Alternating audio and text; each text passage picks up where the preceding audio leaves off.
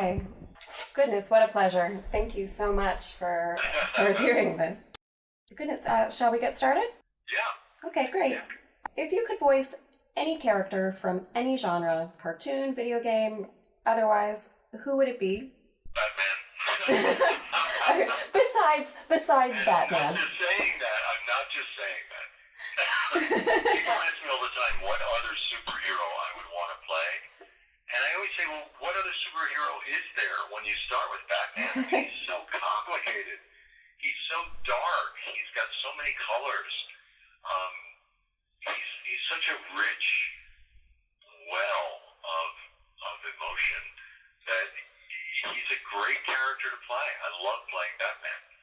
I've been spoiled. You know, it was the first animated voice I auditioned for.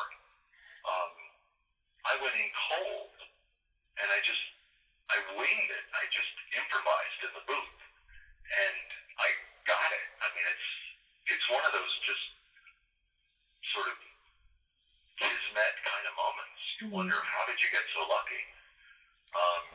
So really, honestly, I'm not just saying that, but he is the character I would want to do. I do love doing Joker, though, too. Joker's a lot of fun to do. But no one can do it as well as Mark, so as long as Mark's around, I'll let him do Joker. Yes. Did you like Batman as a child? Were you a childhood Batman fan? Well, it's funny, when I went in to do the audition in 91, I walked in to meet Bruce Timm and Paul Dini and Andrea Romano, and I wasn't aware that Batman had never been a cartoon. I assumed it had been one at some point. And they said, what is your familiarity with Batman? I said, well, I know the Batman series from TV with Adam West. And they said, no, that's not the direction we're going. That's not it at all. That was campy and fun. This is dark, broody, and film noir. And they had to kind of bring me up to speed just to the story of The Dark Knight Returns and the real essence of Batman. I did not realize a lot about it. I didn't grow up on comic books. So for me, it was really improvising in the sound room and just putting my acting chops into it. And they were describing to me his parents are killed as a child. He's been avenging their deaths. He's living this double identity, and he's tortured and misunderstood. And I said, well, you're telling the Hamlet story. Were you intending to do that? And they said, well, gee, no one's ever said that before. But my background, I went to Juilliard. I worked with John Houseman. I did a lot of Broadway, and I've done a lot of Shakespeare. So I was just equating it to some of the great classic roles. He's a very Hamlet-like guy. He's also sort of an Orestes kind of character. He's one of those iconic, mythological characters. I use a metaphor all the time when I'm doing Comic-Cons to talk about the show, about how comic books are our culture's mythology. It's our Achilles. We have Batman, Superman, Wonder Woman. They have Achilles, Orestes, and Elektra. Absolutely. It's how we teach morality to young people. It's the same thing. It's the same stuff. It's just the way our culture does it. So I approach the character as an actor, and as you would a great tragic hero, and very seriously, and it sold, and they bought it on the spot, which was great. Certainly great for all of us as well. Thank you. So when did you read your first comic then? I didn't read a lot of comics as a kid. I had a kind of an odd childhood because my parents were my father's a very dark alcoholic and incredibly cheap. So there was not a lot of frivolity around that house, and I did not have a lot of comic books. It was just not something that we were allowed to indulge in. I went to Catholic schools, and it was a very strict very strict childhood with a lot of alcohol in the family. So it was not a what shall I say? It was not a rosy I'm sorry to hear that. time, but there wasn't. There weren't a lot of comic books. So then maybe as an adult, was it, that you came across it? Because you did say that when you auditioned for Batman that you weren't really familiar with the comic. So when did you familiarize yourself? What's amazing and lucky for me is that Mark Hamill is a comic book genius. He's like a maven on all this stuff. He's the go-to guy, and he just brings me up to speed on everything. Oh, I see. So he's been great for all that for me. We have a wonderful relationship. There's a real trust there. We work very well together. I got to know him and his family, and there's great trust in the recording studio between the two of us. That's wonderful. What do you like to do in your spare time when you're not working or touring? I paint. I work in oil paint, and I also rebuild old houses. It's what I've done for a long time. I love doing carpentry. Acting is such an abstract business. You don't have much to show for it. And I love seeing the result of something. So I love working with wood, and I love also painting. So those are my hobbies. That's wonderful. I didn't know that you painted. I'm gonna have to check that out. I have my own tiny little art thing that I do. So I'll have to post some of my paintings online or something. you should. But I don't do that because I'm a hobby painter, and I know people would be very critical. So. No, I think if anything, you get a pass. It could be you could. It's funny. You made me think of something. I always paint when I'm on sets, and I did a series called Tour of Duty back in the 80s. It was the first Vietnam show on TV, and we shot it in Hawaii. And we were on location in Hawaii for months, like 6 months, 7, 8 months. And I used to bring my oils to the set, and the cast used to laugh that there were bombs going off all around us, and the Viet Cong were attacking over the hill, and there's Kevin over there with his paint. It's completely serene. In this little world, the Hawaiian landscape. Of all the incarnations of Batman that you voiced, which one is your favorite? You always love the first one, so I think Batman the Animated Series was really a wonderful show. I was very... what was my favorite was the first movie. It was Mask of the Phantasm. That's a great, great movie. It explores the whole origin of Batman's oath to his parents, because he begs them in his grave to allow him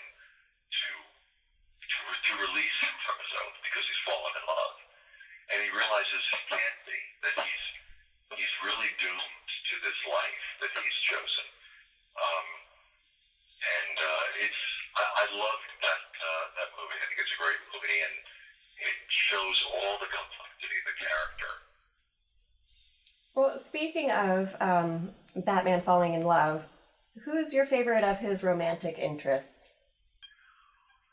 Well,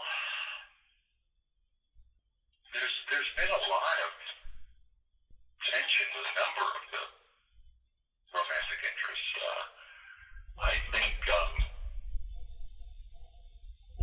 Barbara Gordon is the one he ultimately slips with in The Killing Joke.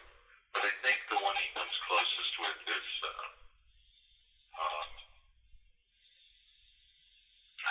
what's her name? I can't remember her name in Mask of the Phantasm. It was played by Dana Delaney. There are many, like Catwoman. She's attractive. There's always a sort of a sexual tension between Batman and the women. Do you enjoy being, the Batman guy, or is that sometimes kind of frustrating? Oh God, no!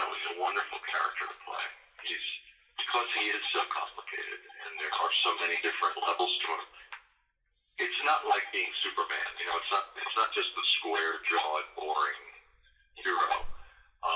This is a guy who's tortured, and who's living out his own screwed up psychology every day.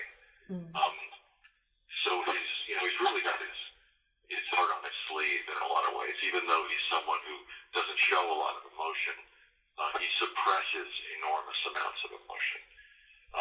So I love playing the character. He's a very complicated character.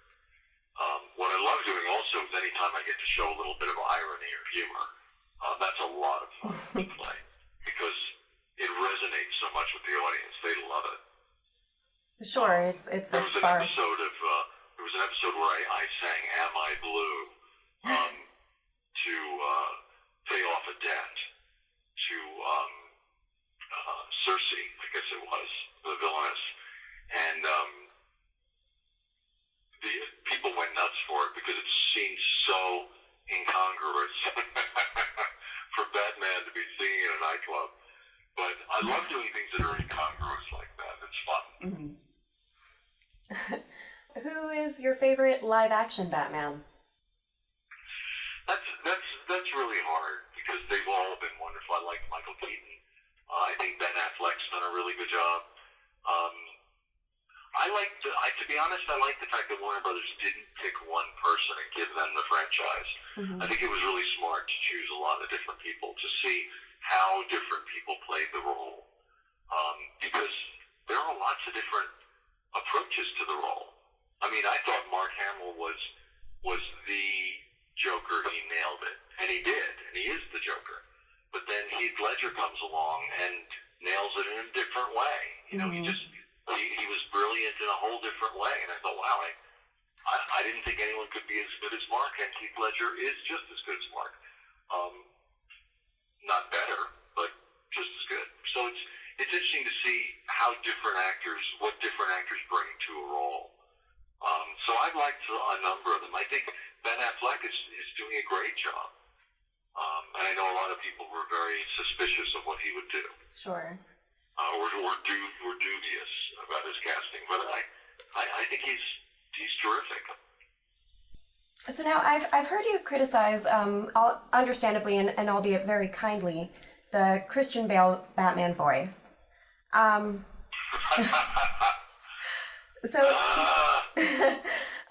problem with the internet. If you say one thing, it's the one thing that people get printed out there and haunts you forever. It's like I said, it was very kind, and it was and it was a valid criticism. But lately, there's a portion of DC's fan base that's become fanatical. They respond aggressively to any and all criticism of DC. And again, you're probably exempt. I think you get to say whatever. But what do you think of these so-called DC fanboys who actually think, by the way, that there's a conspiracy among critics to favor Marvel and over-criticize DC? Oh, really? Yes.